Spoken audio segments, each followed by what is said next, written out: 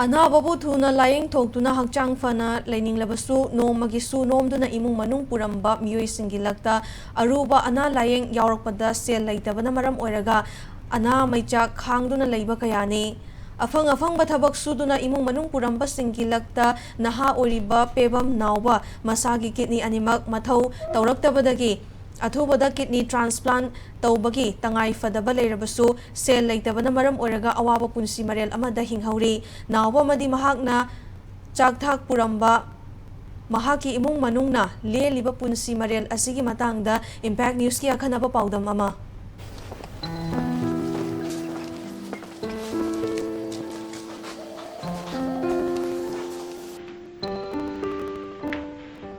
Imphal waste district की मनुंग चन्ना थरोइजम मनिंग लेकाइदगी मसागी चही कुंथ्रा खक्तम मंगाइरिबा पेबम नावबा मचिन मोकपा मरी पोपगी मनुंगदा महाकना याइमनी पिकलिंगैदगी हौना साना खोनबगी लमदा थवा यावजबा नावबा इं 2008 दा एनसीसी ना सिंदुना ओडिशा दा पांथोकिबा अंडर 17 की नेशनल हॉकी चैंपियनशिप ता मणिपुर ना चैंपियन लरकपदा अचोबो थौदांग लौकिबा हॉकी सानरोइनी हौकिबा इं 2015 दा मयांग इम्फाल दगी पेबम ओंबी इनावगा पुंसी लेपुल सेमदुना चही तरुक सुरबा मचानुपा अमा लेरे महाके अपोकपा पेबम इंद्रजितना हौकिबा इं 2013 वखल गी लेनाना लेखिद्रबा मतुंग मनावनुपा नौबीसु इं 2018 दा ब्रेन ट्यूमर नाबदगी लेखिद्रे अपोकपना लेखिद्रबा मतुंग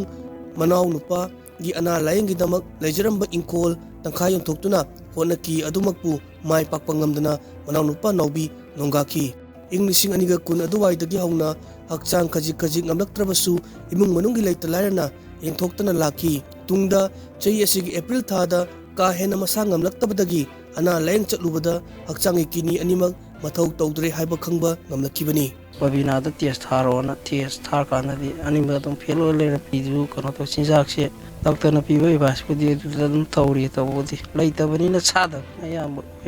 कइनोदी पाना सुर इमाना खरा मथिंग पांगबी पांगिंगे कनाम लैत्रे अई इमागा दी कई नुपीगना या वाना होनरी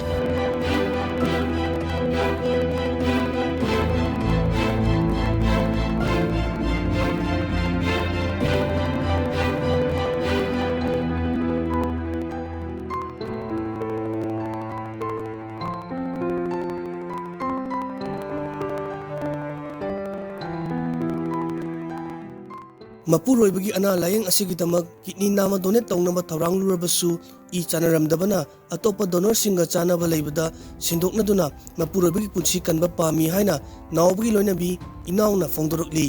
सेमएसटी कार्ड की मतेंगना लेमना किडनी डायलिसिस तौबगी खुदोंग चाबा फंगलबसु हप्ता अमदा डायलिसिस अनि अहुमलक चथबना मदुदा चंगबा हिदाक लांगथकसिंग लैनबा होनबदा चाउना अवाबा मायोकनरी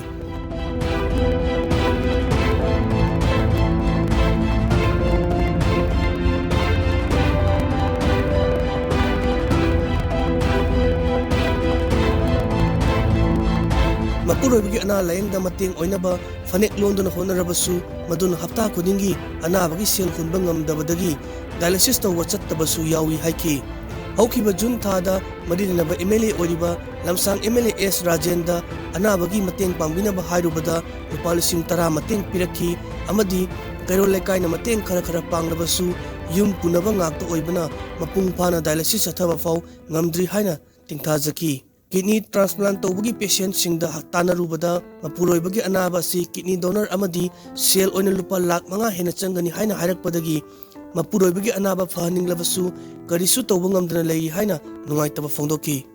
सेमाइस्टी कार्डगी कनो डायलिसिस हेना अतोप कई फंगदबनीना डायलिसिस चटप ngamdaba नुमिसु यावी हिदाक काप्तबसु यावी युमदा लैरिसिसु हिदाक चादना लैरिने हानदी दादाना नाद्रिङैदि माना खगा सुबो नोमबदुना युम पुरंबने अदो हौजिक्ति माना नाग्रमनिना हौजिक्ति याम वारे इमुंगी पुनबा तौबने आंगांगिने मागी नाबगिने प्रजा मियांगी पुक्सेन चाउरबी मयामदगी मतेंग निजरी अगी पुरोइबजी transplant तौदरबदी याररोइदबनिना transplant तौबजिदा मयामदगी मतेंग निजरी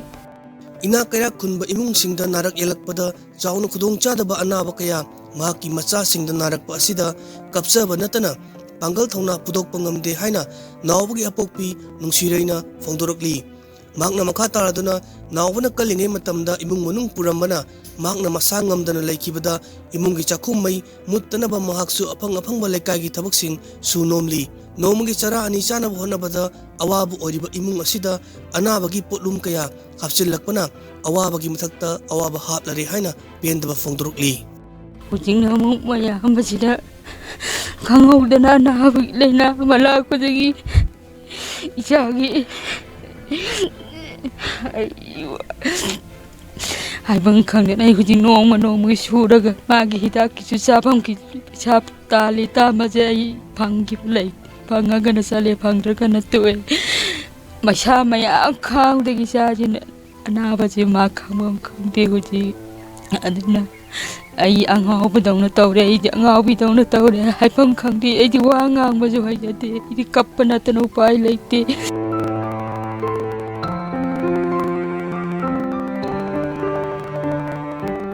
Hakchangi kini animak mathau lepkibana athuba matamda kini transplant tobagi mathau tarabasu naubadi sel leitabana maram oiraga ngasisu anabasing adu khangjinduna leli.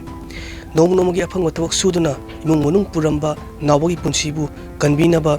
Impact News ki khutangda naubagi imung manungi miyoisingna lamdam asigi pukchel chaurbi singi mateng nirakli. Cameraman Chungkham Swasrana paudam jadiba Jotin Khundrakpam Impact News Tharoijam.